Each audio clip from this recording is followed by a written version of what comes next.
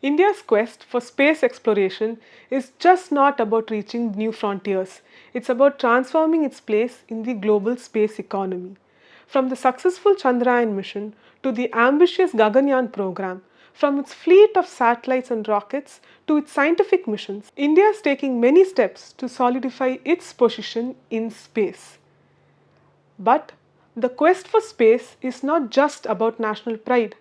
India has set an ambitious target of becoming a $44 billion space economy by 2023, up from the current $8 billion, and capturing 8% of the global market share, exporting $11 billion in space products. Even though several private players have helped ISRO manufacture rockets, satellites, and other space components, now many startups are making their own launch vehicles and satellites, eager to provide space based services. The government is expanding on its plans to involve more private players in the sector and keep ISRO focused on research. The Government of India incorporated the New Space India Limited or NSIL in 2019 and the Indian National Space Promotion and Authorization Center or InSpace in 2020 to achieve this. Both NSIL, or as it's called, NSIL or NSIL, and InSpace are relatively new organizations. They're really products of the major space reforms that have happened in the last 5 years. So NSIL was set up in 2019, and really it's a government PSU at its heart. And a lot of its functions are the functions of what used to be, or what is still, the Antrix Corporation, which is now largely defunct. But besides that, it did have some other roles. So when it actually began, its mandate was limited to just seeing through the production of the Polar Satellite Launch Vehicle, the PSLV, into industry. But when the 2020 reforms happened, when the government decided to open up end-to-end space products and services to the private sector, uh, its role expanded. So it basically it's supposed to take over a lot of the operational missions of ISRO, and it's supposed to build satellites, launch satellites, operate satellites. So if it's like Antrix, it's like Antrix on steroids.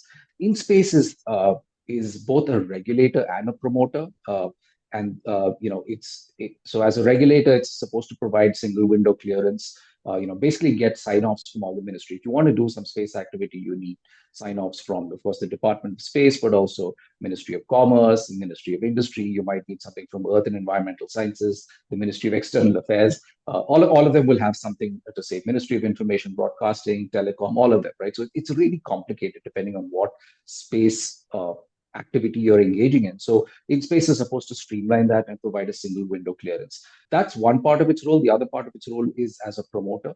Uh, and there it's meant to basically provide linkages between ISRO's facilities. So ISRO has access to a lot of these testing facilities, environment testing. It has access to launch sites and so on, right? And it's meant to be essentially the link between private industry and these facilities, so that private industry can access these facilities on some basis that is not ad hoc. The space sector offers many opportunities from building rockets and satellites, setting up communication and tracking infrastructure, and providing satellite based services. Each one of these have their own requirements and needs. One of the things that I think we need to do in India is to build the space industry. And as such, we need to look not so much as at short-term profits and short-term worries about technology transfer and things like that. We need to really build the whole ecosystem. The ecosystem as a whole, it's just not there. If I want to buy, whatever it is, widget A or widget B, it's not there. That's what we need to focus on building. And as such, we should take industry, whoever comes, have them sign some non-disclosure agreement, whatever. But basically make it very easy for people to come and just start doing things and give them all the resources, all the encouragement they need. I think that is the basic idea behind the reforms. But as always, it gets caught up in various, whatever issues. I think that if we are to build a vibrant space ecosystem in India, a lot of this established technology that ISRO has should go to the private sector, and any company that wants to access it should be able to access it so long as they meet a few conditions. And that's just the only way that you are ultimately going to have competition. It's the way you're going to have innovation. And if that is the goal of the government, and if that's the goal of the government since 2020, I don't think we're there yet. I think there's a long way to go. As Dr. Murthy points out, building this ecosystem is essential for long term growth. A key member of this ecosystem is the government. After all, the government is the biggest spender, researcher, and user of this technology. What you have in the space industry is still today, even anywhere in the world, is a virtual monopoly, right? So the government is the dominant buyer. And what we really need is for the government to actually start placing its trust in the private sector, and also changing the way it does procurement.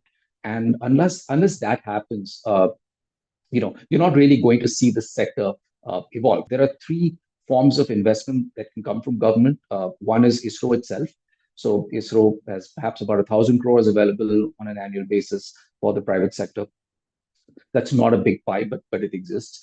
You have defense, you have military and intelligence requirements, which is actually really the biggest sustained requirement in any country. So that means remote sensing, electronics intelligence, global navigation, as well as communication. So these are the most important defense services that are required. And there you really need a complete overhaul in the way that defense procurement in general takes place in India. And unless that happens, you're not going to see a big change here. The third is, there are lots of civil government requirements. It's whether it's weather prediction, it's urban planning, all of these things, environmental monitoring. You say if a government agency wants to monitor the Western Ghats for environmental degradation, patterns of land use, and so on, it needs to be able to buy those services ideally from an Indian company. So that Indian company should say, well, I'm going to do the downstream bit, which I'm going to buy those images from private companies that already offer those. Plus, if I need to plug gaps in there, I should be able to launch and operate my own satellites that can provide that additional information. And all of this is only going to happen if the government is willing to put in the money and recognize the need for these things for its own purposes. And then finally, there's just the part where space finally escapes this sort of shadow of governments and just becomes like another commercial industry. I think we're most likely to see this in the downstream sector. So there are ways in which that business innovation can happen, and hopefully we can see more consumer facing as well as B2B, space activity that does not require government. And I think all of these are going to be required to really grow the space industry in India. I mean, look, we sometimes compare ourselves to China. India has something like 50 orbital satellites in orbit today, in active satellites. China has more than 600, so it's like 12x. So we're nowhere there. India has to go a large distance very fast. This whole mindset has to change. Whatever money you put it in for things like defense procurement, and make it give people if you're having these young founders going around looking for money, they're searching for 1 crore here, 2 crores there. That's never going to do the job. You're never going to build a space economy with that. Aditya brought up China, and one of the things that China has done is that they've had a very strong space science program, which NASA also has. You get academics involved, you get universities involved. And by doing that, by giving universities money to do space missions, every large institution in the country would like to start a space program, but there's no money for that. Once you start doing that, you then seeds innovation all the way down. People will like to work with the smaller companies. They work with other companies. That takes the money through the system, and it builds that whole space ecosystem. India has over 100 space technology startups. The majority of them have been founded in the last 5 years. The sector received $126 million in funding in 2023, up 7% from the $118 million raised in 2022, and a massive 235% increase from the $37.6 million in 2021, according to data intelligence firm Traxen. Funding is predominantly driven by early stage investments, data by Traxen points out. In 2023, early stage rounds attracted $120 million of the total $126 million raised. In 2024, early startup funding reached $8.5 million to date. Seed stage funding increased 24% to $5.3 million in 2023 from the $4.3 million in the previous year. Late stage funding has not yet picked up. The government has also allowed foreign direct investments in the sector. In a press briefing on the 21st of February this year, the government announced that 100% FDI is allowed in the sector. It said the amended policy, and I quote, aim to attract potential investors to invest in Indian companies in space, unquote. This could address the problem of funding in the sector. But Dr. Murty has a word of caution. You fix up some amount of money and you treat it like the American DARPA program, where you have off the wall ideas come in and you see what gives. Don't make it too don't insist on getting immediate deliverables, but rather have programs that put in safeguards, put in reviews, put in whatever you want, but try to encourage the building up of the people. So you need people coming in. The skills that these people get, that won't be wasted. They're doing technical things. Maybe some of those things won't work out, but you treat it as just plain, here's money we're putting in for the long haul. Getting private money in, whether it's FDI or Indian investor money, you have to guarantee a return.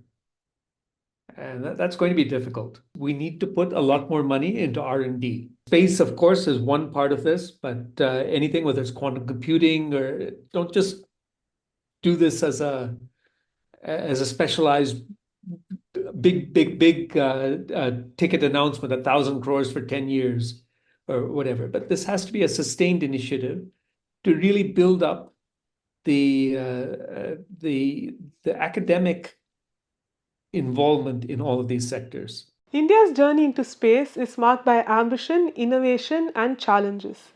The future of space exploration is bright, and India's role can be a defining one. For more such videos, subscribe to The Hindu.